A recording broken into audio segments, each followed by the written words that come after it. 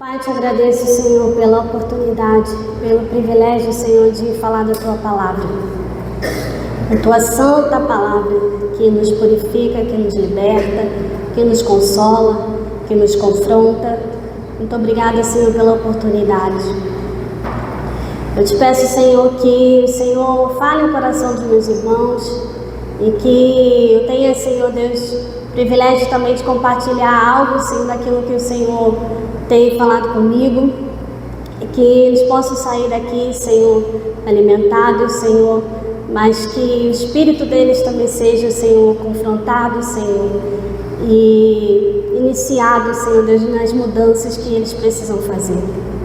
Em nome de Jesus.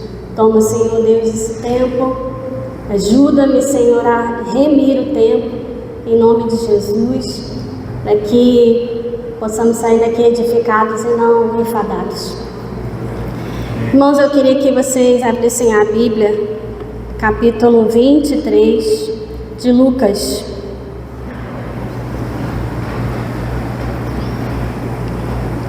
Lucas, capítulo 23,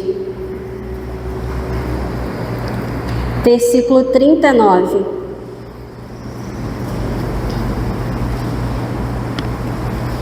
É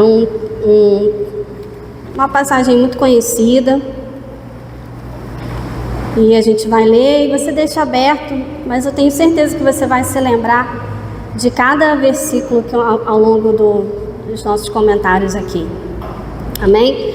Lucas 23, 39, que diz assim: um dos malfeitores crucificados blasfemava contra ele, dizendo: não és tu o Cristo? Salva-te a ti mesmo e a nós também. Respondendo-lhe, porém, o outro repreendeu, dizendo: nem ao menos temes a Deus, estando sob igual sentença? Nós, na verdade, com justiça, porque recebemos o castigo que os nossos atos merecem, mas este nenhum mal fez. E acrescentou Jesus: lembra-te de mim quando vieres no teu reino. Jesus respondeu: em verdade te digo que hoje estarás comigo no paraíso. Eu comecei a meditar nesse texto, coincidentemente um pouco antes da Páscoa. Eu tento ler a Bíblia sempre com o título antes de dormir. Ele tem uma Bíblia colorida, mas ele gosta mais dessa aqui, que tem umas gravuras. Mas ele estava focado naquela de lá, a grandona colorida. E aí a sequência era assim, 2 páginas com a parte da crucificação, depois vinha a parte com o anjo, que as mulheres vão lá, da ressurreição, e depois vinha a ascensão. E ele ficou um tempo nesse hiperfoco aí, antes da Páscoa, depois ele mudou. E aí, quando a gente estava nessa leitura, teve uma vez que ele me fez uma pergunta, e isso despertou alguma coisa no meu coração. Ele sabia dos ladrões, e ele decorava a sequência, né? O jeitinho dele, a fala. Até tentei gravar um dia, ele falando. Aí ele me perguntou assim: mamãe, você disse que os amigos de Jesus foram lá, tiraram o corpo dele? Eu falei: filho, colocaram nessa caverna, foi sepultado.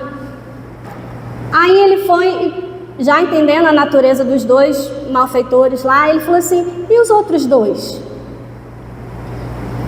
Aí eu levei alguns segundos pensando o que eu ia responder. Falei: olha, filho, eu acredito que, assim como foi com Jesus, os familiares, os amigos daquelas pessoas foram lá, tiraram eles e sepultaram também. Mas isso ficou uma semente, sabe quando você fica com uma pulguinha atrás da orelha? Foi a primeira vez, depois de tantas vezes lendo isso, que vem ao meu coração. Eu nunca tinha olhado para aquelas pessoas com um olhar humano, como ele fez.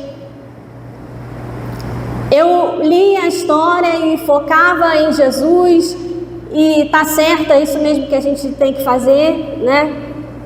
Mas eu nunca tinha me perguntado realmente o que aconteceu com eles depois. Eu nunca tinha me perguntado isso. Eu olhava para eles como uma figuração, uma cruz lá, alguém que morreu, ninguém importante, sabe? E isso despertou em mim essa curiosidade de buscar. E eu comecei a descobrir um monte de coisa. Eu comecei a descobrir, por exemplo, que esses 2 ladrões estavam ali crucificados. Eles recebem, né, em algumas versões esse termo de ladrão, em algumas versões malfeitores. Mas a palavra que está lá é lestai, significa o quê? Aquelas pessoas que eram rebeldes, revolucionários, que queriam, né, judeus que queriam tomar o governo, judeus que queriam sair, fugir, derrotar Roma, fazer alguma coisa pela nação deles. Então, nisso eles eram um pouco rebeldes, mataram alguns soldados, com certeza, nessa de roubar e tentar ser pego. Enfim, eles eram insurgentes contra o governo de Roma. Alguns historiadores também acreditam que esses 2 que foram condenados pertenciam ao grupo de Barrabás. Barrabás também recebe esse adjetivo na língua grega, né? Lestai, que significa exatamente isso, esses rebeldes, guerrilheiros, vamos dizer assim, a serviço de Israel contra Roma, né? E eles acreditam que eles faziam parte do grupo de Barrabás. Barrabás, por ser o líder, foi livre, né? Jesus foi no lugar dele, e os outros 2 foram condenados. Eu acredito que eles colocaram a Jesus ali, junto com esses 2, né, guerrilheiros, insurgentes contra Roma, porque o Sinédrio queria construir uma narrativa de que Jesus estava fazendo alguma coisa contra Roma, né? Mas se você for ler realmente o texto, nem Herodes nem Pilatos acreditavam muito nisso. E se você for parar também para pensar, né, se Jesus fosse esse tipo rebelde, né, que revoluciona e vamos levantar um exército contra Roma e pá, ele já teria sido pego muito antes, né? Se esse fosse o discurso. Mas Israel, né, os judeus daquela época, os sacerdotes daquela época, pintaram, né, construíram essa narrativa para que o Sinédrio, através das mãos, da crueldade de Roma, matasse Jesus. Eles precisavam de algo que justificasse. Então, essa narrativa foi aceita e ele foi crucificado junto com 2 pessoas, né, que receberam esse adjetivo de guerrilheiros, de insurgentes. Então, não foi, se a gente for parar para pensar assim, Roma foi o executor, né? Mas todos os pensadores por trás, né, desse ato da crucificação, com todo esse requinte de crueldade, foi Roma. Aliás, foi o Sinédrio e não Roma. E assim a gente sabe que Jesus derramou o sangue por nós ali, no meio dessas 2 pessoas. E a Bíblia vai falando de vários diálogos, né? Desde o início, desde quando ele é pego lá no Getsêmani, até o final, várias pessoas, né, em evangelhos diferentes, você vai vendo, às vezes, as histórias se complementando, vários diálogos acontecendo, várias pessoas que tiveram esse encontro com Jesus, até que finalmente ele morreu, né? E depois também, na ressurreição e tal. E aí a gente vê esses 2 personagens. O primeiro a gente vê um tom debochado, né?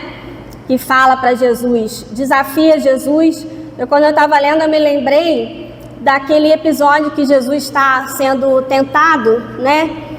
Ele faz o mesmo tom de pergunta que Satanás faz, né? Ele fala assim: você não é o Filho de Deus?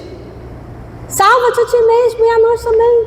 Satanás fazia: se tu és o Filho de Deus, o se, né? Que o pastor gosta tanto dessa conjunção, né? O se, salva-te a ti mesmo e a nós. E ele fala: não és tu o Cristo? Afinal de contas, você é o Cristo ou você não é o Cristo? É o mesmo tom de dúvida, é o mesmo tom de deboche, né? E aí, você vai demonstrar o seu poder aí agora? Ou e aí? Se você puder, já que você é o Cristo mesmo, salva, e salva a gente também. Em nenhum momento ele estava preocupado com o que ele tinha cometido, em nenhum momento ele estava pensando nisso. Ele queria se livrar daquilo ali, ele queria se livrar daquela situação. Qualquer um de nós, né? Qualquer um de nós iria querer se livrar daquela situação de crucificação de qualquer forma. E ele agiu assim. Já o segundo repreendeu ele e falou assim: olha, nem estando nessa situação você teme a Deus? Nem estando aqui nessa mesma condenação, nem assim você teme a Deus? E aí ele começa a fazer várias declarações que demonstram a revelação, que aí eu não sei se ele já tinha aquilo ali, se de alguma forma ele teve aquela revelação antes de ser crucificado, ou se ele viu isso tudo ali em Jesus no momento que estava sendo crucificado, eu não sei responder. Mas ele começou a falar o tanto que ele sabia a respeito de quem Jesus era, somente nesse curto diálogo que ele teve com o Senhor. A primeira coisa que ele fala, né, é essa palavra: tu nem ainda temes a Deus? Você quer saber se alguém está perto de ser salvo? Quer saber? Começa pelo temor. A palavra diz que o temor do Senhor é o princípio da sabedoria. Quando a pessoa começa a demonstrar temor pelo Senhor, respeito, não é medo, respeito, reverência, saber que Ele está muito acima, você vê que o coração dela começa a ser quebrantado. Mas é o primeiro passo.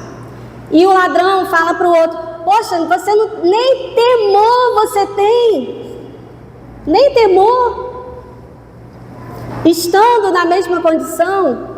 E ele começa, né? Eu lembrei da palavra da pastora Érica semana passada. Ele começa identificando a culpa universal. Ele fala assim: ele não fez nada, a gente merece, a gente realmente merecia isso tudo aqui.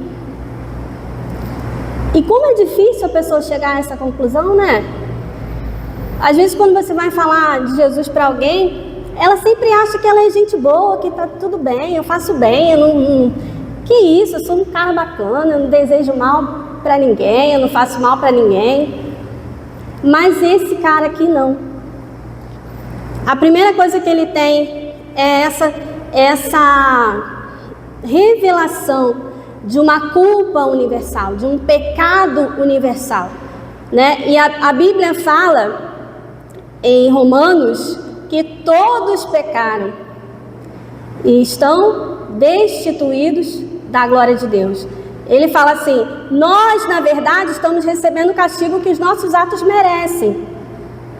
Ele teve essa primeira revelação de uma culpa, um pecado de toda a humanidade.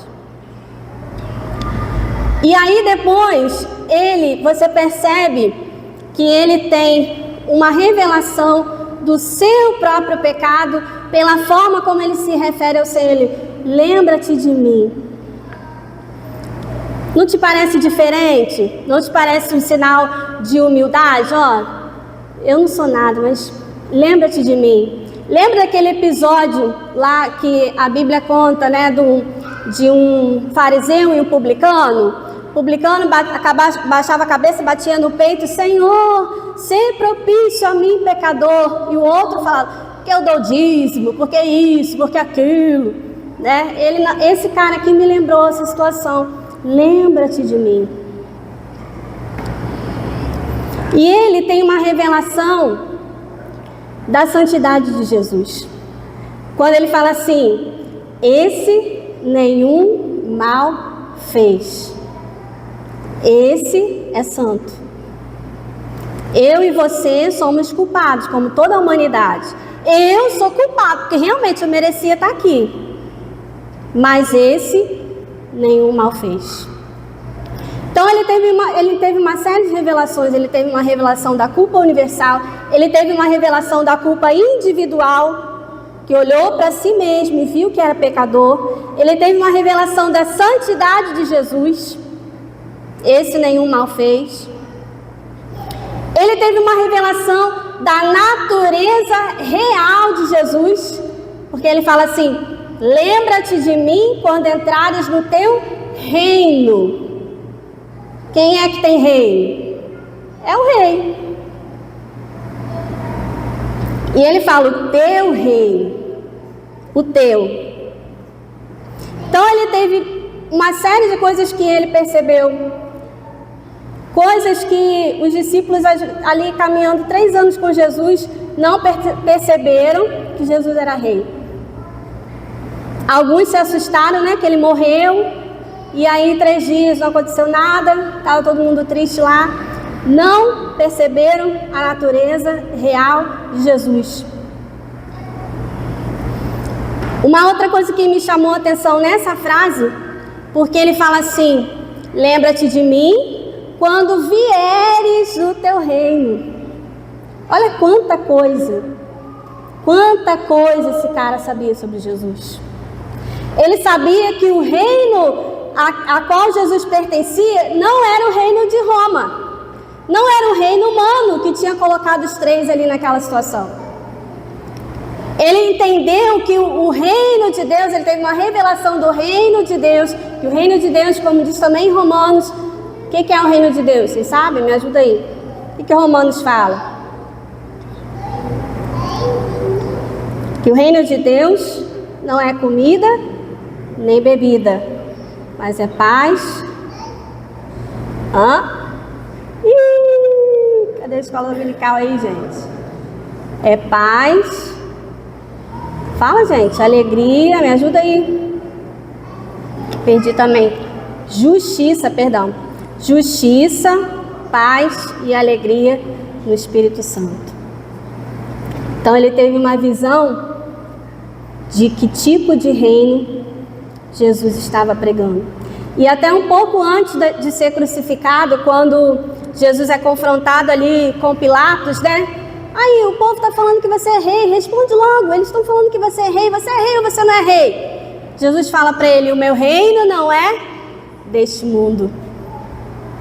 E é uma das respostas mais ousadas que Jesus dá nesse momento. Ele fala assim: se fosse, os meus servos lutariam para impedir que os judeus me prendessem. Mas agora o meu reino não é daqui.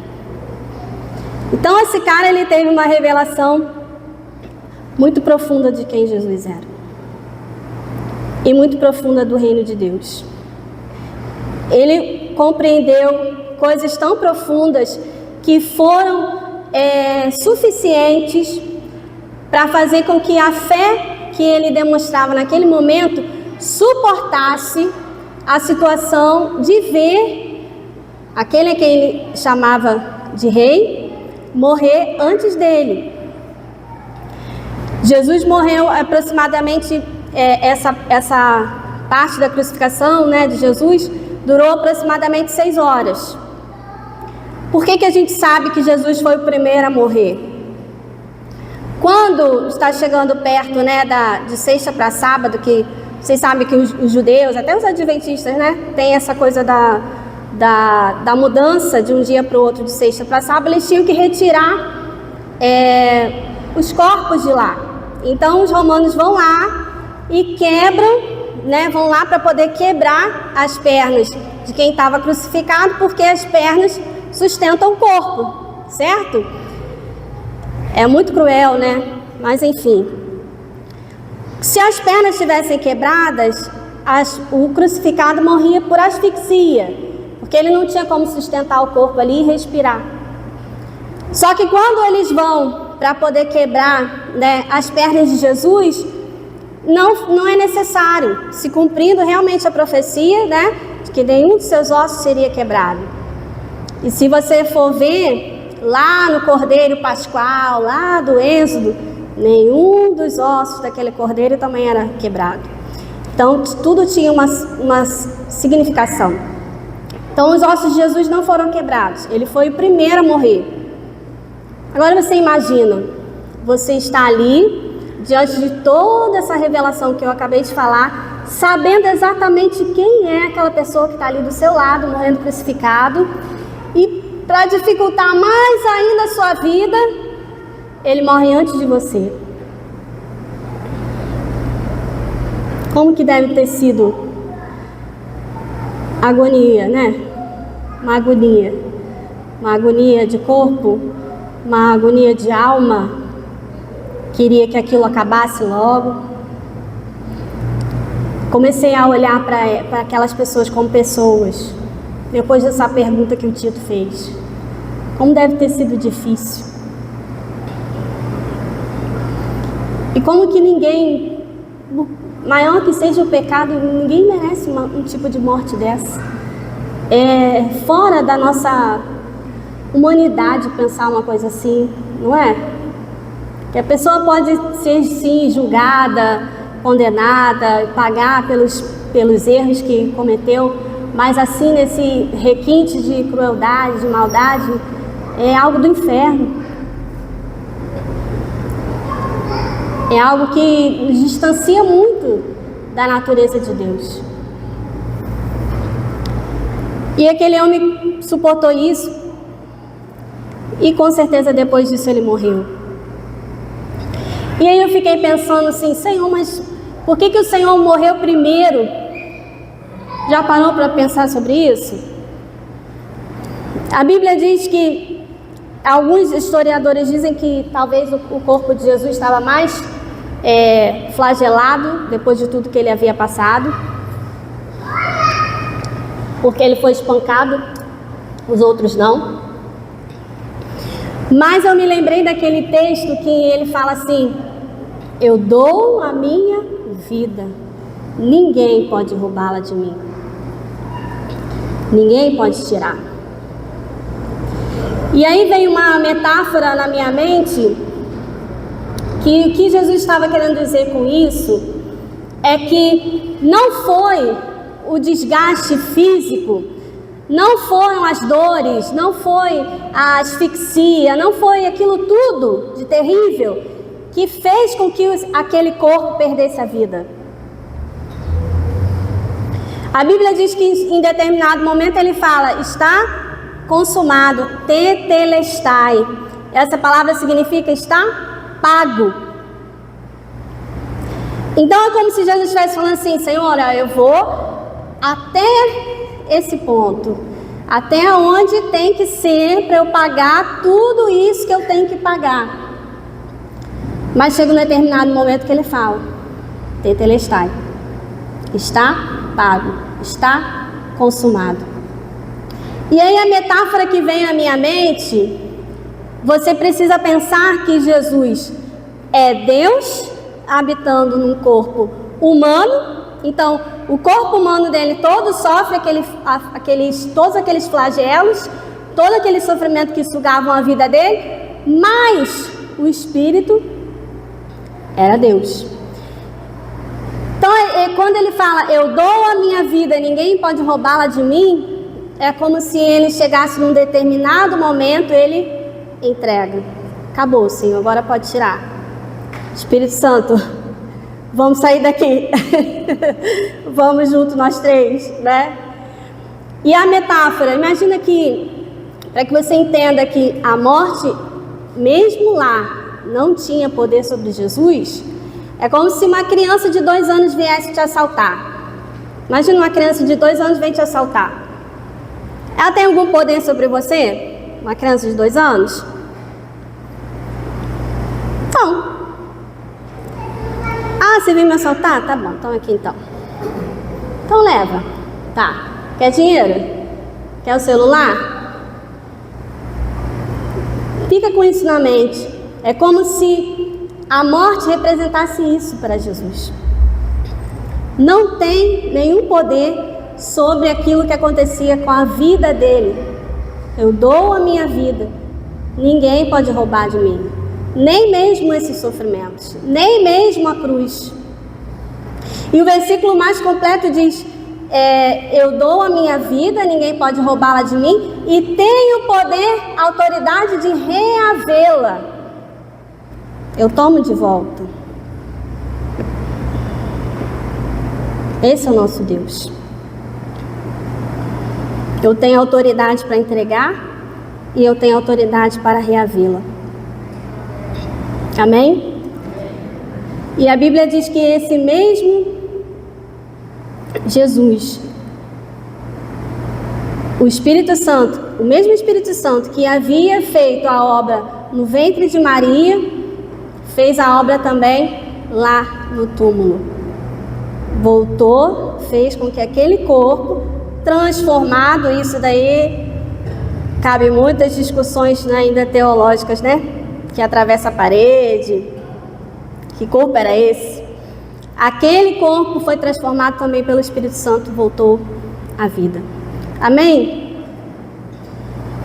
E é isso que o Espírito Santo quer fazer também com a gente. Quando nós deixamos que a nossa carne seja mortificada, o Espírito Santo transforma esse corpo terreno em instrumento para a glória de Deus.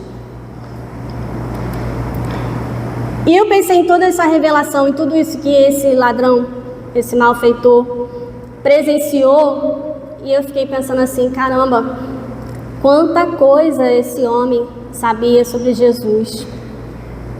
Que pena que tudo que ele sabia, que tudo que ele conheceu, morreu com ele. Ele tinha o conhecimento de um Jesus que era homem, estava ali crucificado junto com ele. Ele tinha uma revelação de Jesus que era Deus, que era rei, do reino que Jesus viria trazer, mas aquela revelação toda morreu junto com ele. E isso me incomodou tanto, porque tem algo que eu acredito que cada um de nós é responsável por carregar, por transmitir a revelação que nós temos de Jesus. Alguns de nós um de nós vai conhecer Jesus como aquele que cura, alguns de nós vai conhecer Jesus como aquele que liberta, alguns de nós vai conhecer Jesus como aquele que livra da morte. E à medida que a gente caminha com o Senhor, nós vamos tendo outras revelações, outras facetas de quem Jesus é.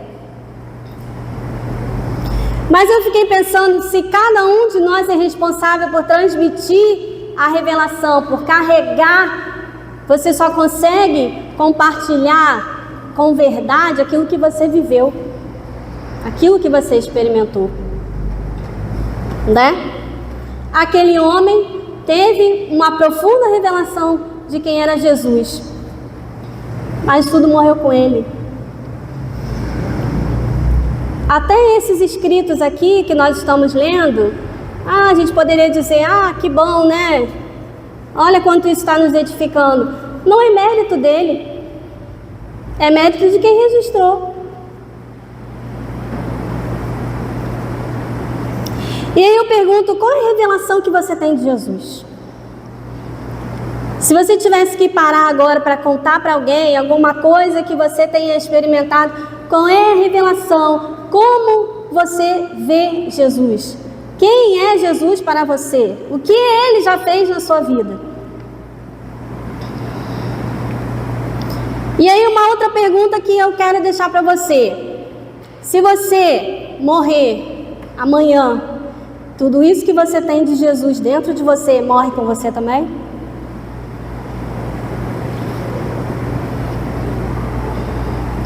Tudo isso que você viveu com Ele vai ficar também na terra? Morre contigo? Vai ser sepultado lá? Quem é Jesus? O que Ele já fez por você? Como você o conheceu?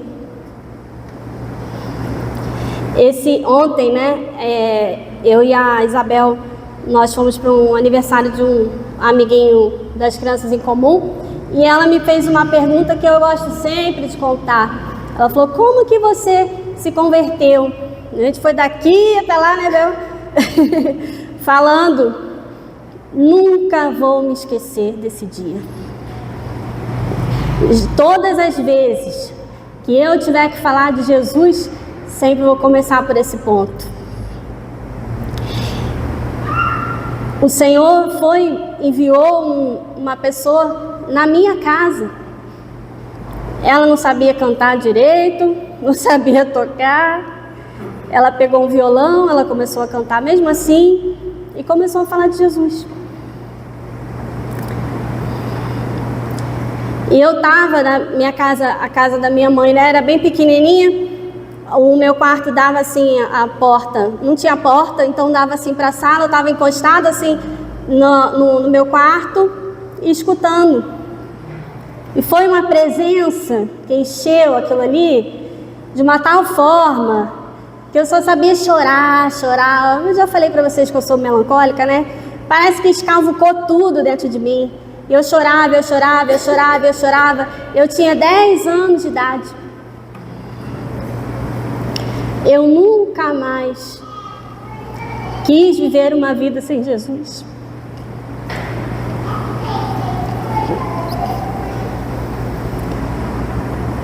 Nós não podemos perder isso de vista. Nunca. Essa é a revelação que eu tenho dele, de alguém que me enxergou quando ninguém me enxergou, de alguém que viu aquela monte de coisa de pecado, de mágoa, de dores, quando ninguém viu. Se eu tivesse que dar um testemunho, eu fui liberta da maconha, eu fui liberta, não tenho essas coisas para contar, mas essa parte eu tenho. Essa parte eu tenho.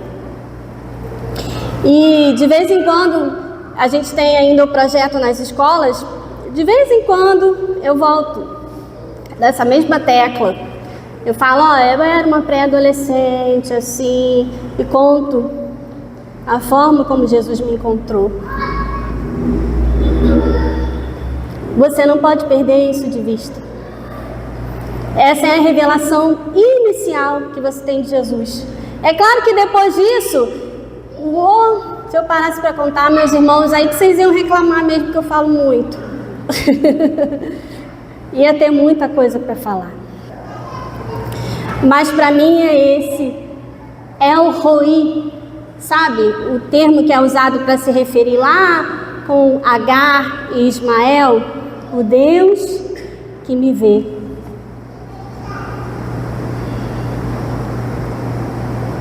Você ainda se lembra de como você conheceu Jesus? Você ainda se lembra dessa revelação inicial que você teve dele? Isso você não pode perder, meus irmãos. Vocês não podem perder. Mas mais do que isso, esse início, essa marca, é aquilo que vai fazer com que você caminhe. É aquilo que vai fazer com que a sua fé vá aumentando. E você vai vivendo outras experiências. Mas essa revelação de quem Jesus ela é tão genuína, ela é tão verdadeira, que ela precisa ser compartilhada com outras pessoas. O que você já viveu com Jesus até hoje, o que você conheceu de Jesus até hoje, não pode ser enterrado junto com você.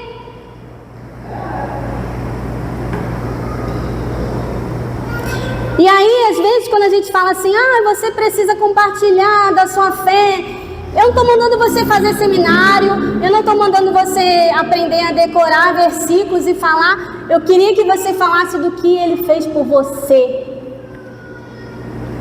As pessoas estão de tal forma artificiais que quando você começa a falar de alguma coisa que realmente aconteceu e foi verdadeiro, aquilo tem um impacto. Porque elas já estão cansadas de ouvir as pessoas contando coisas de outros que não foram aquelas pessoas que viveram.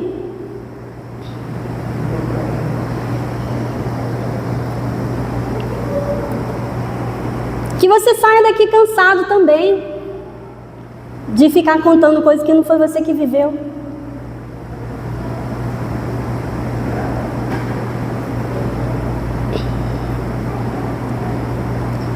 E Deus falou comigo uma coisa que doeu, sabe?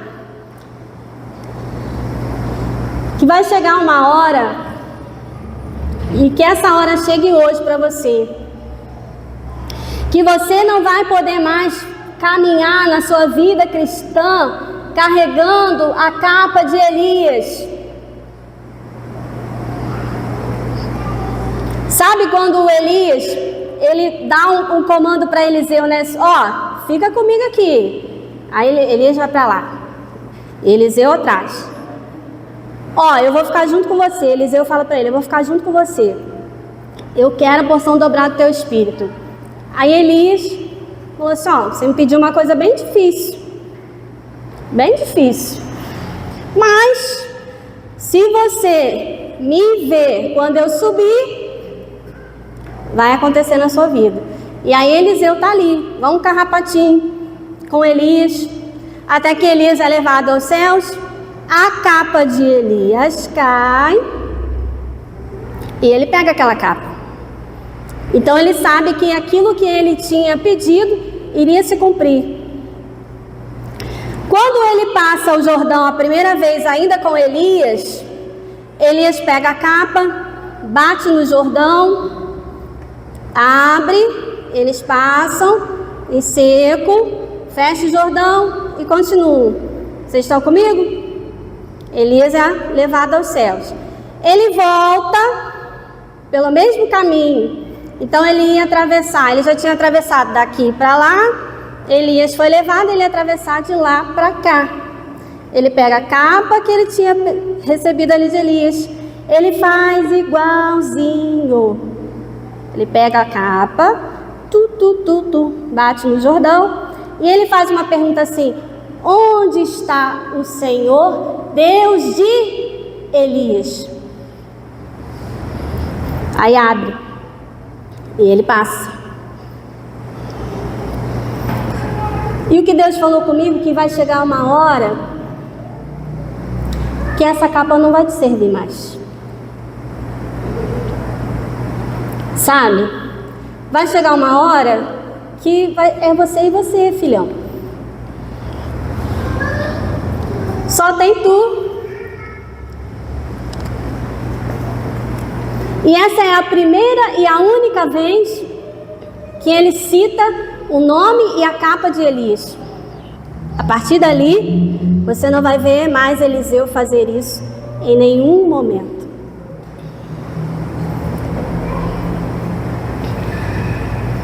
Vai chegar uma hora que não vai ter como você ligar para o pastor Lélio para ir lá.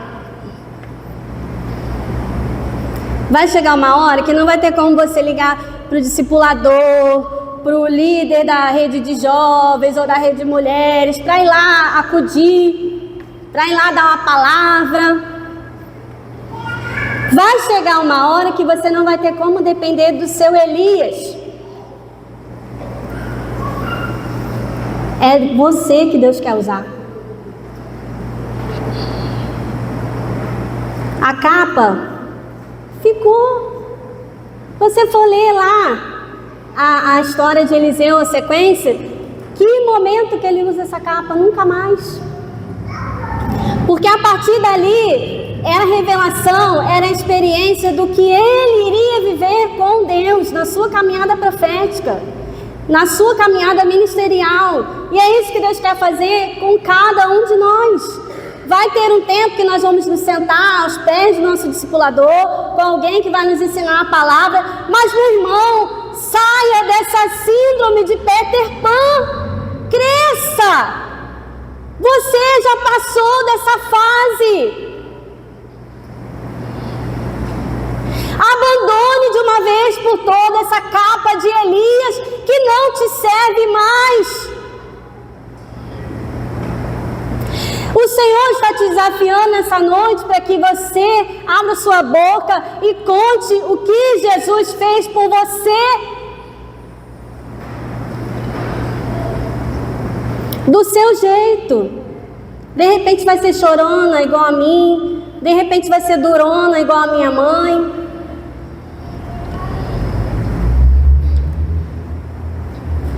De repente você, como eu, vai ter que ficar um tempo orando por aquela pessoa, até Deus te dar uma oportunidade.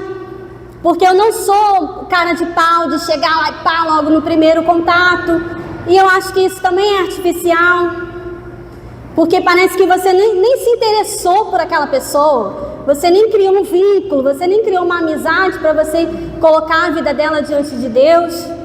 Para que Deus abra o caminho e te dê a oportunidade de falar.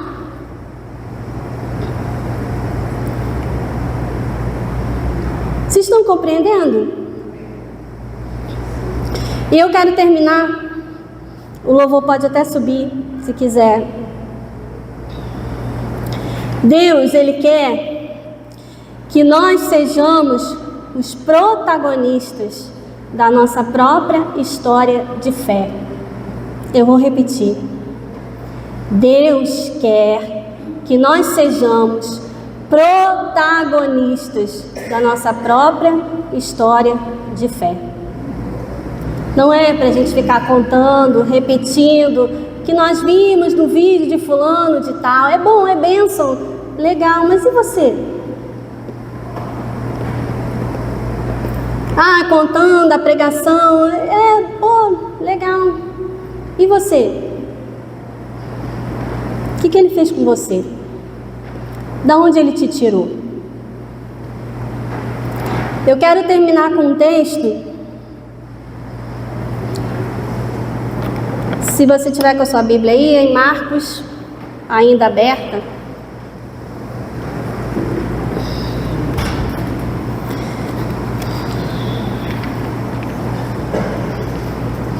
Marcos capítulo 5.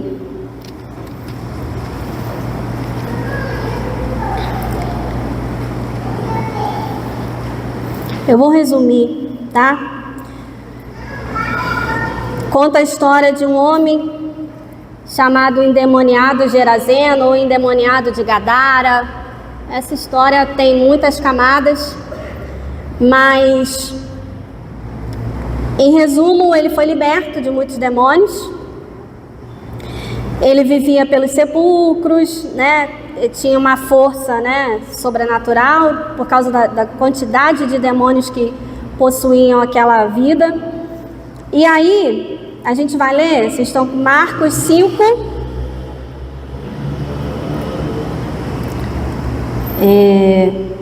A partir do versículo 9, que diz assim: perguntou-lhe, qual é o teu nome? Respondeu ele. Jesus perguntou para ele, tá?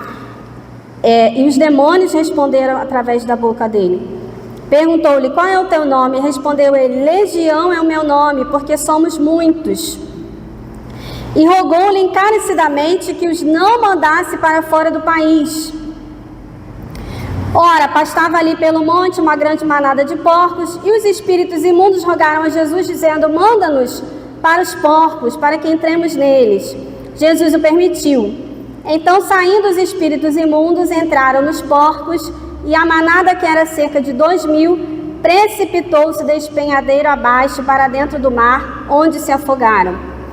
Os porqueiros, né, os cuidadores dos porcos, fugiram e o anunciaram na cidade pelos campos. Segue aí. Então saiu o povo para ver o que sucedera. Indo ter com Jesus, viram o endemoniado, o que tivera a legião, assentado, vestido, em perfeito juízo, e temeram. Os que haviam presenciado os fatos contaram-lhes o que aconteceram ao endemoniado e acerca dos porcos. Então, rogaram que se retirasse da terra deles. Ao entrar Jesus no barco, aquele homem que tinha sido limpo suplicava-lhe, o que for endemoniado, que o deixasse estar com ele. Jesus, porém, não lhe permitiu, mas ordenou-lhe: vai para a tua casa, para os teus, anuncia-lhes tudo o que o Senhor te fez e como teve compaixão de ti. Então ele foi e começou a proclamar em Decápolis tudo o que Jesus lhe fizera, e todos se admiraram. Jesus não falou para ele assim: agora você faz um seminário, depois que você fizer o seminário, você faz uma escola de líderes, tá? Aí você começa a aprender o marketing. Foi isso que Jesus falou?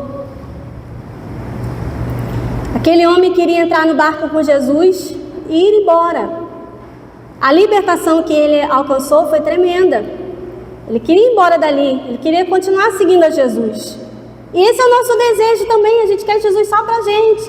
A gente quer Jesus ali pertinho. Jesus, deixa eu ficar aqui pertinho do Senhor, aqui no meu quarto, adorando. Que bênção. Eu abro a palavra e tu falas comigo. E legal, né? Uma tenda. Vamos fazer uma tenda, uma para mem, né? Uma para o Senhor, uma para Moisés e para Elias. Eu fico até no relento, mas vamos ficar aqui.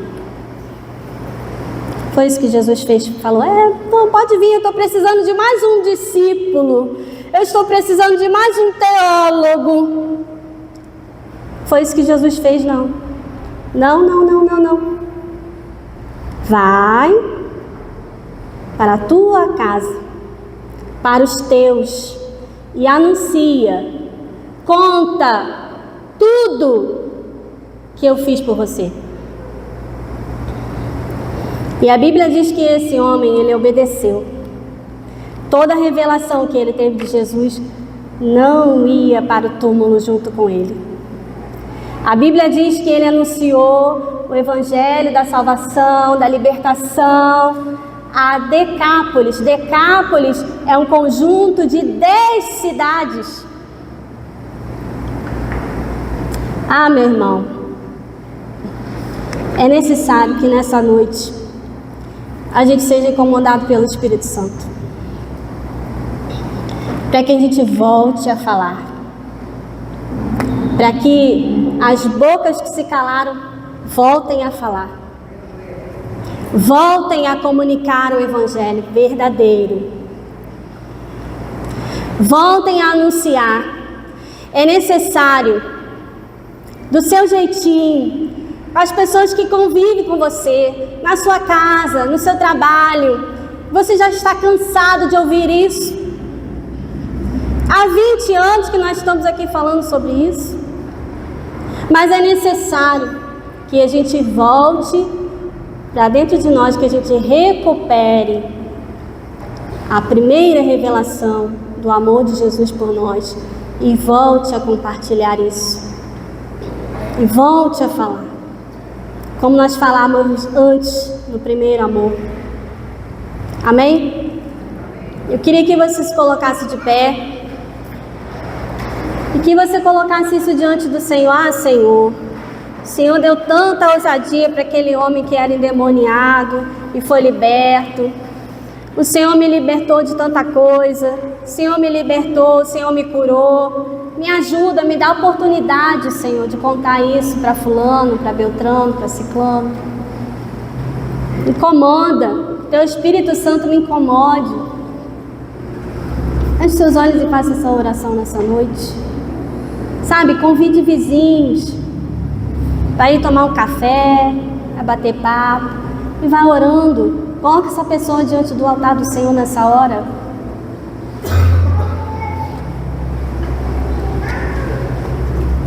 Gera em nós, Senhor, essa mesma paixão, essa mesma revelação que esse homem ex-endemoniado teve.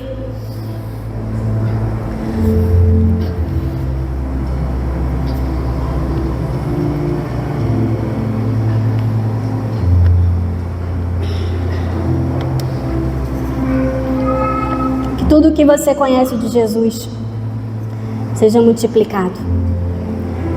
Não desça a sepultura junto contigo.